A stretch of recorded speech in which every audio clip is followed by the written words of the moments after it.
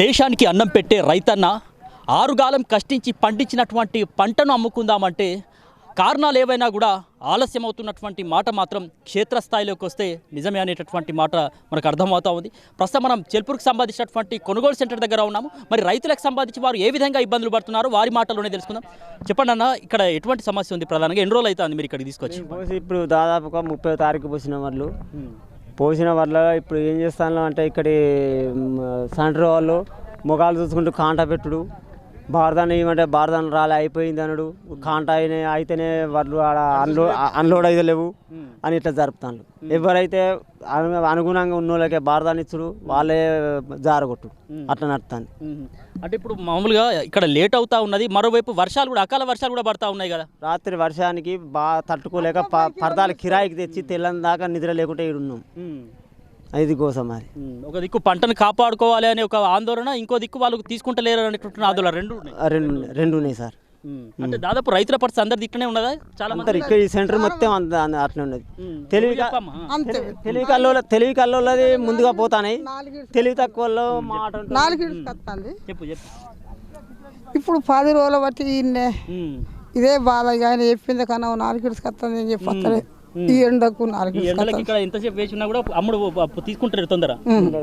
అన్న మీరు చెప్పండి అన్న, ఇక్కడ అంటే దాదాపు రైతన్నల పరిస్థితి ఒక అగమ్య గోచరంగా మారినటువంటి పరిస్థితులు మనం చూస్తూ ఉన్నాము. అంటే ఎందుకు ఇంత ఆలస్యం చేస్తూ ఉన్నారు? వాళ్ళు బారాన్ని ఇస్తలేరు, టైంకు కాంటాలు పెడతలేరు. వాళ్ళ కాంగ్రెస్ నాయకులకు వాళ్ళ లీడర్లకే ఇచ్చుకుంటారు, వాళ్ళకే ఇచ్చుకుంటారు, వాళ్ళకి కాంటా పెట్టుకుంటారు. కమల దగ్గర సొసైటీ దగ్గర కాంగ్రెస్ వాళ్ళకి ఇచ్చుకొని వాళ్ళ పాలన వాళ్ళు చేస్తారు. 20 రోజుల వాటి ఇక్కడ పోసిన వాళ్ళు మా ఇంత కాంట పెట్టలే. నిన్న మొన్న క్వశ్చన్లో పోతానే వాళ్ళు మాకు ఇయ్యలే. 2 రోజుల కింద క్వశ్చన్లకు ఇస్తారు కాంగ్రెస్ వాళ్ళకి ఇచ్చుకుంటారు, దగ్గర వాళ్ళకి ఇస్తారు. సొసైటీ దగ్గర వాళ్ళకు వాళ్ళ ఇక లీడర్లు వాళ్ళే పోతానే వాళ్ళు చైర్మన్ల దగ్గర ఇళ్ళ దగ్గర సొసైటీ దగ్గర ఇస్తారు, అమల దగ్గర కాంట పెడతారు. 20 రోజుల వాటి మేము పోతలేవు. 11వ తారీఖు వచ్చిన నేను అట్లే ఉన్నాయి. 2 రోజుల కింద క్వశ్చన్లో పోయినాయి ఆల్రెడీ. సో అంటే ఇప్పుడు వర్షాలు పడితే నష్టమే కదా, తేమ శాతం రావడం వల్ల అట్లా కూడా కొన్నారు కదా వాళ్ళు. నష్టమే, మాకు 6 కిలోలు కట్ చేస్తారు. ఇప్పుడు 6 పోయి మళ్ళీ 10 అవుతుంది. ఇప్పుడు 6 చేస్తారు, వాన పడితే 10 చేస్తారు. మళ్ళీ ఏమో నష్టం మాకే నష్టం. మళ్ళీ 4 కిలోలు కట్ చేస్తారు, ఇంకా 4 కిలోలు కట్ చేస్తారు మాకే. వాళ్ళది ఏం పోదు. ఆలస్యం అవుతుంది అటు నుంచి అయినా కూడా మళ్ళీ ఆలస్యానికి మళ్ళీ భరించాల్సింది మేమే రైతన్నలమే, ఇంకా వాళ్ళు ఎందుకు భరిస్తారు? అట్లా రైతులే భరించాలి. సో ఇది అంటే వివిధ కారణాలతో ఇక్కడ కొనుగోలుకు సంబంధించినటువంటి ప్రక్రియ మాత్రం ఆలస్యం అవుతుందని చెప్పేసి రైతన్నలు అయితే ఆవేదన వ్యక్తం చేస్తూ ఉన్నారు.